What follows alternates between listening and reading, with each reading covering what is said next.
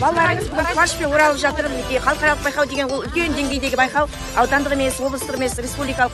Осы байқаулардың біз бәрін бағындырып, халықаралық деңгейдегі байқаудан балалар үлкен жетістікпен бас жүлдемен оралып жатыр. Бұл осындай жетістікке жетуіміз біріншіден барлықтары сіздердің арқаларыңызда. Мен ата-аналар чатында жоқпын, сондықтан да осы жерде барлықтарыңызға өзімнің басымды үйіп тұрып алғысымды айтқым келеді.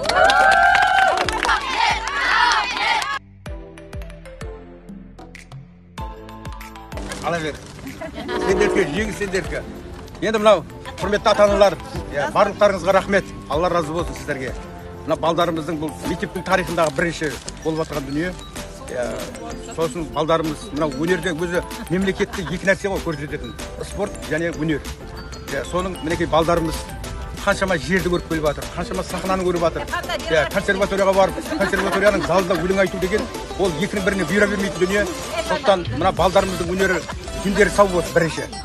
Сосын отбасыларыңыз аман болсын, дендеріңіз сау болсын. Қасиетті мына Рамазан айындағы айтылып жатқан дұға тілектердің бәрі қабыл болсын. Жаратқан жар болып, осы балдарымыз биіктен көріне берсін. Мына Нағима апайына, Эльвира апайына көп-көп рахмет. Алла разы болсын бұл кісілерге. Осы балдарымызбен мақтанамыз біз енді әр уақытта. Осы балдарымызбен мақтанып, биіктен көрініп жүре беріңіздер. Халықаралық байқауда біздің 165-ші мектептің 5-ші В сынып оқушылары бас жүлдемен оралып тұр. Бұл біз үшін абырой, біз өте қатты қуаныштымыз. Шынымды айтсам, қуанышымда шек жоқ, қалай жеткізерін білмей тұрмын. Балалармен барлықтарыңыз сіздерге көп-көп алғыс айтамыз. Нағима апайымызға алғыс айтамыз. Осы қор жетекшісі ретінде бізді дайындап, шыңдап, осы халықаралық байқауға қатысуға мүмкіндік берген Нағима апайымызға көп-көп рахмет.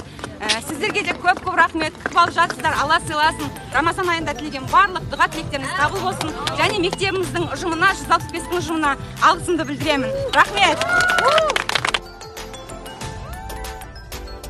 165 мектептің атынан келіп жатыр.